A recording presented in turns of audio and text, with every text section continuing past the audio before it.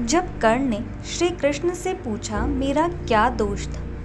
कर्ण ने कृष्ण से पूछा मेरा जन्म होते ही मेरी माँ ने मुझे त्याग दिया, क्या अवैध संतान होना मेरा दोष था। द्रोणाचार्य ने मुझे सिखाया नहीं क्योंकि मैं क्षत्रिय पुत्र नहीं था। परशुराम जी ने मुझे सिखाया तो सही, परंतु श्राप दे दिया कि जिस वक्त मुझे उस विद्या की सर्वाधिक आवश्यकता होगी मुझे उसका विस्मरण नहीं होगा, क्योंकि उनके अनुसार मैं क्षत्रिय नहीं था। केवल संयोगवश एक गाय को मेरा बाण लगा और उसके स्वामी ने मुझे श्राप दिया, जबकि मेरा कोई दोष नहीं था। द्रौपदी स्वयंवर में मेरा अपमान किया गया।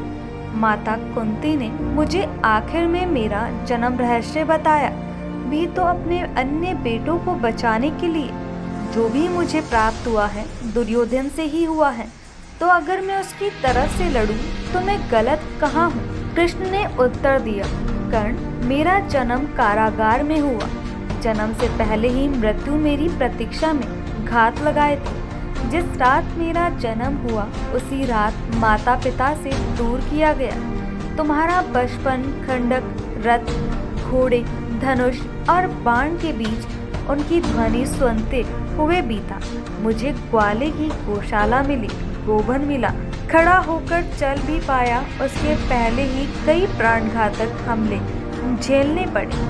कोई सेना नहीं, कोई शिक्षा नहीं, लोगों से ताने ही मिले कि उनकी समस्याओं का कारण मैं हूँ। तुम्हारे गुरु जब तुम्हारे शौर्य की तारीफ कर रहे थे, मुझे उस उम्र में कोई शिक्षा भी नहीं मिली। जब मैं 16 वर्षों का हुआ तब कहीं जाकर ऋषि सांदीपन के गुरुकुल पहुंचा।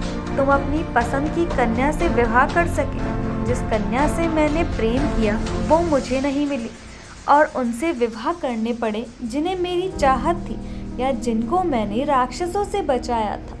मेरे पूरे समाज को यमुना के किनारे से हटाकर एक दूर समुंदर के किनारे बसाना पड़ा।